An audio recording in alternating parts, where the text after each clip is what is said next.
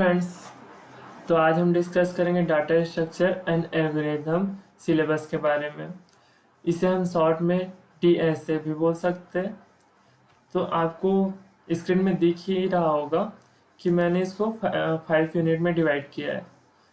First unit जो हमारा introduction part होगा, एंड फर्स्ट यूनिट के अंदर अरे एंड लिस्ट, ये जो मेन टॉपिक है उसको फर्स्ट यूनिट में कवर करेंगे। देन सेकेंड यूनिट रहेगा स्टैक्स, रिकर्सिव एंड क्यूज, ये दोनों हमारा सेकेंड यूनिट, ये तीनों हमारा सेकेंड यूनिट के अंदर आ जाएगा। Then third unit trees and fourth unit sorting. Then last unit हमारा रहेगा ग्राफ्स। तो हम इस सिलेबस के अंदर ये पांचों यूनिट जिनके अंदर जो मेन टॉपिक है उनको कवर करेंगे, साथ ही साथ जो एक्स्ट्रा मेन टॉपिक्स उनको भी कवर करेंगे, लेकिन मैंने उनको अभी मेंशन नहीं किया है। हम लोग इनको ज़्यादा फोकस करेंगे, इनको ज़्यादा प्रायोरिटी देंगे। देन हम चलते हैं नीचे, एंड आपको यहाँ दिख रहा होगा रेफरेंस। यहाँ मैंने मेंशन किया है DSA के जो बुक्स है एंड उनका ऑथर है, उनको मैंने मेंशन किया है। जो फर्स्ट जो DSA डाटा स्ट्रक्चर का जो बुक है, तो फर्स्ट का जो बुक है AM तेनेबम, ये हमारे पहले ऑथर, एंड दूसरे ऑथर है हॉरोविट्ज एंड साहनी, एंड थर्ड है लिप्सविक, ये हमारे थर्ड ऑथर। सो आपको ये तो दिख ही रहा होगा। हम चलते हैं नीचे, ये हमारा पहला टॉपिक, और बुक्स में जो हमारे नोट्स है मैं उसको डिस्क्रिप्शन में प्रोवाइड कर दूंगा। एंड आपको कोई क्वेरी होगी मेरे से, या आपको कुछ और डिस्कस करना होगा तो प्लीज़ कमेंट में मेंशन कीजिए। तो हम चलते हैं पहले टॉपिक की ओर। तो हमारा आज का टॉपिक है एलिमेंट्री डाटा एंड ऑर्गेनाइजेशन। सो मैं आदित्य वर्मा आपके साथ डिस्कस कर रहा हूँ DSA सिलेबस। तो पहले हम लोग भी इसमें 5 पार्ट में है ना, पहला first part, second part, third part, fourth part and fifth part. So first part में है डाटा। तो व्हाट इज डाटा? तो इसको मैंने सिंप्लीफाई किया, डाटा आर सिंपली वैल्यू और sets of values.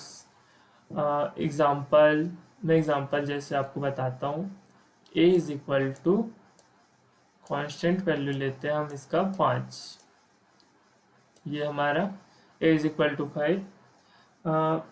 It is specific either the value of the variable of a constant।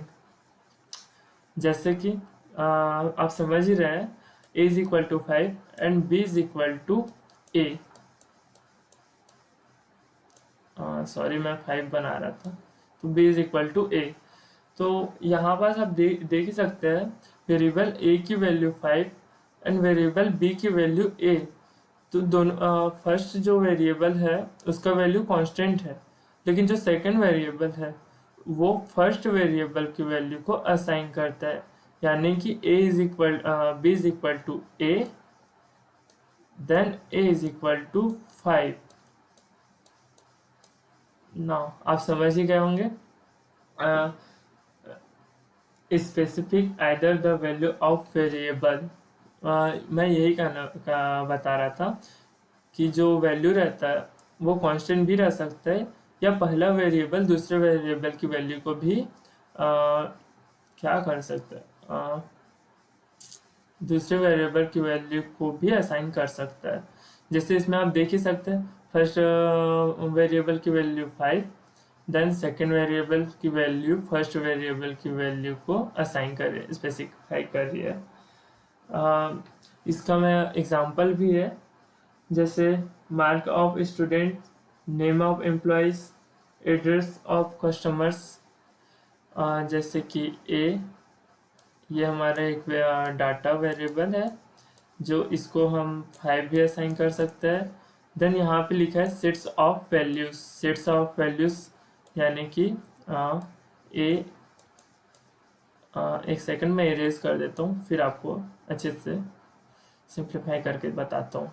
सो पहला हमारा है A is equal to simplify of its sets, मतलब its sets of value. इसका मतलब है A is equal to हम इसमें value, बहुत सारे वैल्यू भी असाइन कर सकते हैं, 1 2 3 4 एक्सेट्रा एक्सेट्रा। सो ये हमारा आ जाएगा वेरिएबल ए के अंदर। देन अब इसको मैं कर लेता हूँ इरेज। हम चलते हैं दूसरे डाटा आइटम्स। अब मैं आपको बताता हूँ कि क्या है डाटा आइटम्स। तो डाटा आइटम्स को डिफाइन करने के लिए data items refers to a single units of value. तो डाटा आइटम्स को हम डिफाइन करते हैं, मैं पेन ले लेता हूँ, जैसे वेरिएबल ए। तो फर्स्ट हम लिख सकते हैं 10 20 एंड 30। एंड दूसरा वेरिएबल ले लेते हैं B. B is equal to Rajashekhar.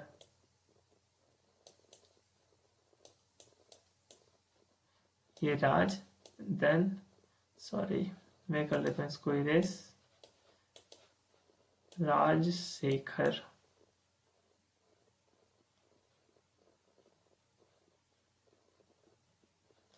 ये हमारा Rajshekhar.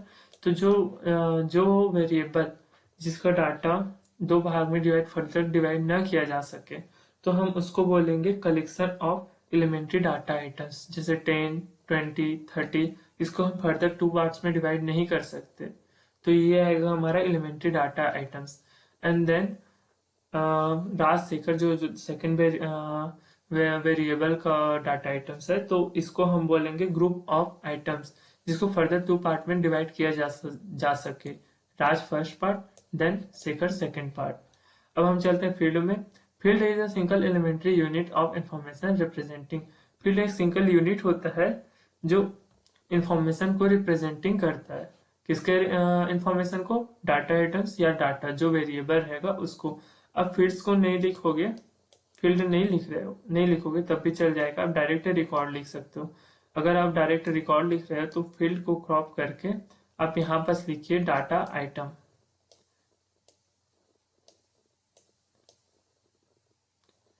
Data DATA and item ITEMS,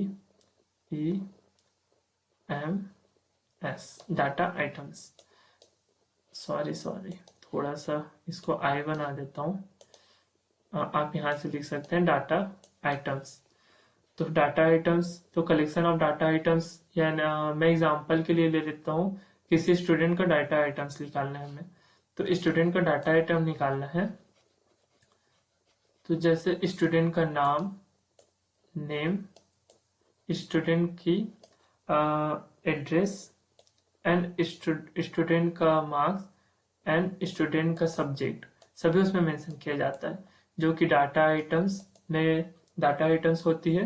तो ये रिकॉर्ड डाटा आइटम्स को कलेक्शन ऑफ डाटा आइटम्स, मतलब डाटा आइटम की कलेक्शन करके रखता है, उसको एक जगह सेपरेट पार्ट में रखता है।